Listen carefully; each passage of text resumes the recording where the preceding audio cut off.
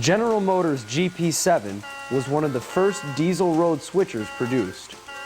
It wasn't built to be pretty like the F3, but to be a workhorse. Its utilitarian look, a perfect example of the form follows function design philosophy.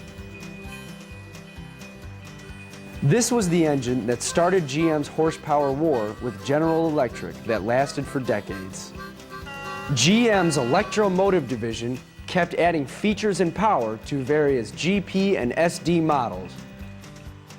Lionel's model, a fairly scale and faithful representation of the General Motors diesel, used a similar stamped metal frame that was used on the FM. But Lionel wanted the Jeep to be less expensive than the FM, so they trimmed costs by using stamped handrails, a plastic fuel tank, and one motor.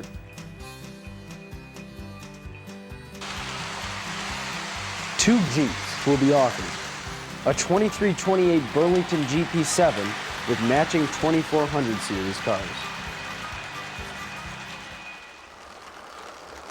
And a 2338 Milwaukee Road GP7 offered for separate sale.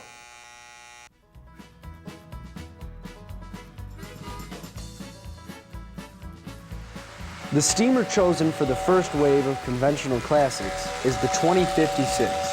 It was made in 1952 only and was a smaller version of Lionel's prized 464-773 Hudson. The 2056 is similar to the 284 Berkshire, which was adapted from the pre-war 264-226E. The 2056 didn't come with magnet traction because of shortages caused by the Korean War.